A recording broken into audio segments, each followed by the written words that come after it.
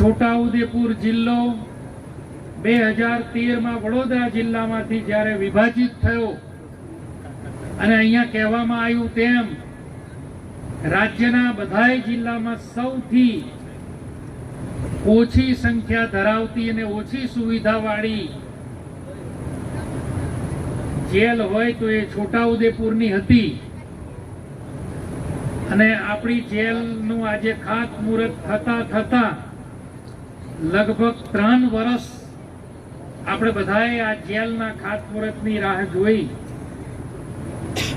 માનનીય મંત્રી શ્રી કમલેશભાઈ પટેલ સાહેબ એમ તો વિધાનસભામાં અમારા ફળિયામાં બેસતા હતા અને માનનીય મંત્રી શ્રી અમારી ખૂબ નજીક એમની સીટ હતી અને મંત્રી શ્રી બન્યા. શુભેચ્છા આપવા પ્રથમવાર ગયો તો ત્યારે સાહેબને વાત પણ કરેલી કે સાહેબ અમારી જેલ બનતી નથી અને જેલના પ્રથમ જ્યારે 2022ની આજુબાજુ લગભગ પૈસા મંજૂર થયા ત્યારે આપણી પાસે જમીન નહોતી અને પછી જમીન આવી ત્યારે એ ગ્રાન્ટ જતી રહી હતી લગભગ એવું હતું. અને સાહેબને મળ્યા ત્યારે સાહેબે કીધું બજેટની ચર્ચાઓ ચાલતી હતી ગુજરાત સરકારનું બજેટ બનવાની તો કે રાજેન્દ્રસિંહ આ વખતે વાંધો નહીં આવે અને સાહેબ બહુ કોન્ફિડન્સથી કહેતા હતા. પણ મને આજે ખબર પડી કે સાહેબની પાસે આટલા બધા વિભાગો તો ખરા પણ મેન જ્યાંથી પૈસા આવે એ નાના વિભાગ પણ સાહેબ જોડે આવ્યું એટલે આપણો મેળ ખૂબ વહેલો પડી ગયો. એટલે એવા માન્ય મંત્રી શ્રી ખૂબ માયાળુ અને એમને રાજ્યના મંત્રી શ્રી બન્યા બાદ અનેક જિલ્લાઓની જેલોની વિવિધ પ્રકારની આ વિભાગ અંતર્ગત આવતી કચેરીઓ અને એમાંય ખાસ કરીને પોલીસ વિભાગ, જેલ વિભાગ, નવી પોલીસ સ્ટેશનોના ભવનોનું નિર્માણ કરવાનું આ બધું કાર્ય એમને ગુજરાતભરમાં તાત્કાલિક એમને સંભાળી લીધું. અને નાના વિભાગ તો પાછું હતું જ, નાના કોથળી પણ સાવધાન હતી એટલે આ બધાને ધ્યાનમાં રાખી અને પોલીસ વિભાગના આવાસોનું કામ પણ એમને હાથ પર લીધેલું. અને એમને મને ખાતરી તો આપેલી છતાં પણ મેં વિધાનસભામાં પ્રશ્ન નાખ્યો હતો કે છોટાઉદેપુર જિલ્લામાં જિલ્લા કક્ષાની જેલ મંજૂર થઈ છે કે કેમ, તેના માટે કેટલી રકમ ફાળવવામાં આવી છે, એમાં કેટલા કેદીઓને રાખવાની ક્ષમતા છે. ત્યારે માનનીય મંત્રી સાહેબે લેખિતમાં જેલ જવાબ આપેલો છે કે 555 અને લગભગ 86 કરોડ રૂપિયા જેટલી વિવિધ પ્રકારના આવાસો સાથેની આપણે આ જેલ મંજૂર કરેલી છે. અને આજે આપણે માન્ય મંત્રીશ્રીના હસ્તે આ જેલનું ખાતમુહૂર્ત થઈ રહ્યું છે. ત્યારે બાકીની બધી વાતો આ જેલની કેટલા એકરમાં થવાની, કેટલી વ્યવસ્થાઓ શું શું છે એ બધી વાત કરી છે. અને માન્ય મંત્રીશ્રી પણ હાલના પરિપ્રેક્ષમાં રાજ્યની ભૂપેન્દ્રભાઈ પટેલ સાહેબની સરકાર આ જેલના કેદીઓના સુધારણા માટેના કેવા કેવા કાર્યક્રમો આપણી વચ્ચે લઈને આવવાની છે, બધું વાત માન્ય મંત્રી સાહેબ એમના પ્રવચનમાં કરશે.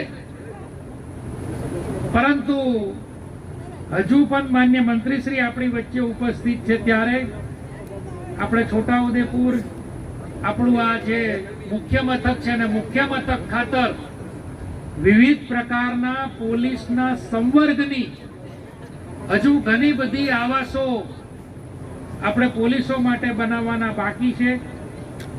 એમને ભૌતિક સુવિધા માટેની પણ હજુ બધી ઘણી બધી વાતોની મૌખિક ચર્ચા માન્ય સાંસદ સાહેબના નિવાસસ્થાન પર માન્ય મંત્રીશ્રી સાથે થઈ છે.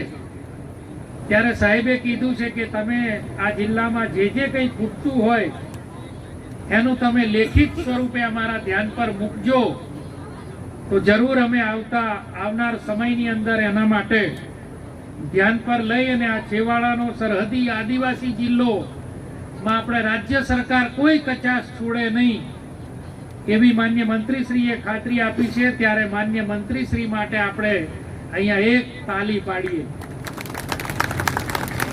અને સાહેબ પાસે આ તો આપણે જેલની વાત કરી, પણ સાહેબ આપણી જોડે નાના વિભાગ પણ છે. એટલે અમારી ઘણી બધી ફાઇલો પાછી નાના વિભાગમાં પણ અટકાયેલી છે.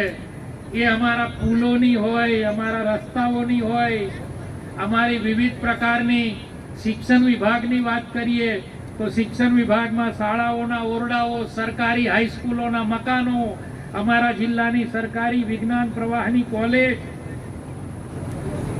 આદિવાસી ભવન, છોટાઉદેપુરનું હાટ બજાર, અને પાછું સાહેબ તમારે તો અમે તો પાછું છોટાઉદેપુરમાં વિવિધ પ્રકારની જે કચેરીઓ લાવવા માંગીએ છીએ એના પણ બીજા વિભાગની જે સરકારી ઓફિસો અને સરકારી ભવનો બનવાના એની પણ અમારી ફાઇલો નાના વિભાગમાં પડી છે. રિવરફ્રન્ટની પણ પડી છે સાહેબ.